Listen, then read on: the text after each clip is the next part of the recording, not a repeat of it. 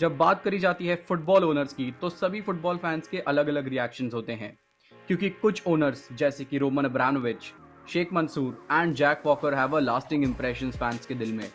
चाहे वो क्लब में अपना कैश इन्वेस्ट करना हो या फिर अपना पर्सनल टाइम देकर डिसीजंस में इन्वॉल्व होना। लेकिन इसी के ऑपोजिट में अगर ओनर्स ना ही पैसे इन्वेस्ट करें और ना इन्वॉल्व हों तो आप समझ ही गए होंगे कि बात one of the biggest club Manchester United के ओनर्स ग्लेजर्स के बारे में हो रही है। Welcome to another episode of Tackle from Behind और आज बात करेंगे how Glazers ruined Manchester United. लेकिन उससे पहले please do hit the subscribe button क्योंकि वो हमें मोटिवेट करता है to bring better videos for you. तो ग्लेजर्स और उनके टेक ओवर से पहले जानते हैं कि ग्लेजर्स एक्चुअली में है कौन।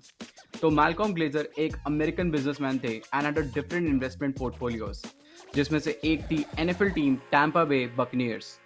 उनकी एनएफएल सक्सेस के बाद and seeing sports as a profitable business, Glazers ने यूनाइटेड का 2.9% स्टेक खरीदा एट दैट टाइम और एक ही साल के अंदर बाकी स्मॉल इन्वेस्टर से भी स्टेक खरीदकर इंक्रीज किया अपना शेयर बाय 30%। लेकिन ग्लेजर की मेजॉरिटी ओनरशिप आई एक हॉर्स ट्रेडिंग डिस्प्यूट से। मैग्नियर एंड मैकमेनस, जो कि उस टाइम पर शेयर होल्डर्स थे ऑफ द क्लब, का डिस्प्यूट हुआ सर एलेक्स फर्ग्यूसन के अगेंस्ट एक घोड़े को लेकर। Long story short, sir Alex Ferguson एक रॉक ऑफ जिब्राल्टर नाम का घोड़ा गिफ्ट किया गया था और वो घोड़ा काफी रेसेस जीता और वर्ल्ड रिकॉर्ड बनाकर बना हॉर्स ऑफ द ईयर। लेकिन उस टेबल के ओनर्स थे मैकमेनस एंड मैग्नियर और उन्होंने कहा कि ये हॉर्स का एग्रीमेंट वर्बल था। इसको लेके दोनों कोर्ट गए और मार्च 2004 में sir Alex settled for a one of payment of 2.5 million.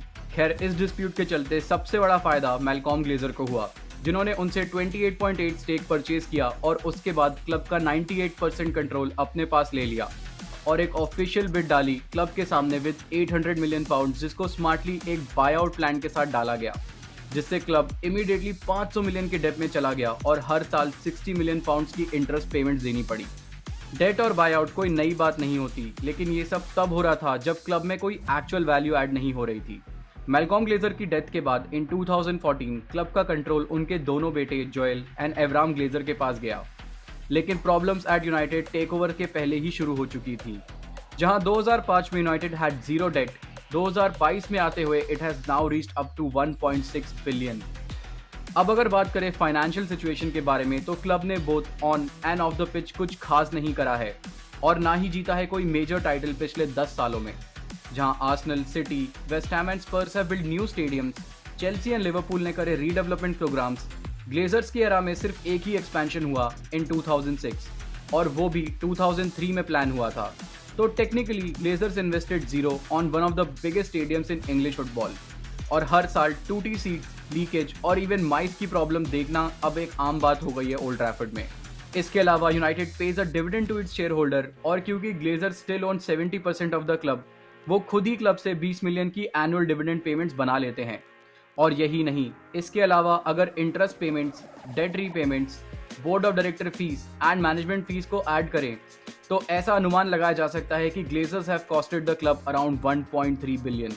Even in 2005 United की वुमेन्स टीम को डिसकंटिन्यू कर दिया गया था, ये कहकर कि वो यूनाइटेड के कोर बिजनेस का हिस्सा नहीं है, जिससे Glazer saved 60 million pound a year until 2018 तक, जब United became the only Premier League team to not to have a women's team।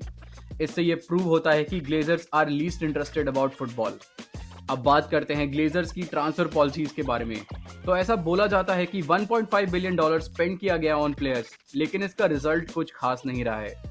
Club अभी भी अच्छा नहीं कर पा रहा है क्योंकि chief executive David Gill was replaced with Ed Woodward just because he is an ex banker and he is the main man of Glazers for giving them the profits.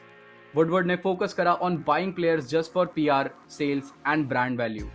वहीं दूसरी तरफ rival clubs went for scouting and players who can play under the manager system. पिछले 10 साल में United have spend on players like Fred, Di Maria, Lukaku, Maguire and Pogba with insane transfer fees और inflated salaries के साथ। इसके अलावा world class managers like Louis van Gaal and Jose Mourinho को hire किया गया on the basis of reputation, लेकिन were given a team who just can't compete. अब last but not the least, what next for Manchester United. तो honestly मुझे नहीं लगता कि state of Manchester United will change in the short term, क्योंकि इतने सालों के प्रोटेस्ट के बाद भी Glazers will not sell the club, क्योंकि उनके लिए United is a big cash cow and a big revenue generating business. और अगर हम एक पल के लिए मान भी ले कि Glazers do decide to sell United, तो $5-6 बिलियन की वैल्यूएशन इज इनसेन। और इतने पैसे देने वाले एक कैंडिडेट क्राउन प्रिंस मोहम्मद बिन सलमान ऑलरेडी न्यूकासल यूनाइटेड को खरीद चुके हैं और दूसरा कैंडिडेट तो इंटरेस्टेड नहीं लग रहा। वैसे British billionaire Sir Jim Ratcliffe has already shown interest in buying the club. पर सारे क्वेश्चंस आकर एक सवाल पर रुक जाते हैं, जो कि है कि how much money is too much money for Glazers to eventually sell United. तो ये थी पूरी कहानी on how to ruin a football club. अगर आपको ये वीडियो अच्छी लगी then please do hit the subscribe button और हमारे इंस्टाग्राम और ट्विटर पर भी फॉलो करना मत भूलिएगा। This is me Pranay signing out and I will see you in the next video with another story.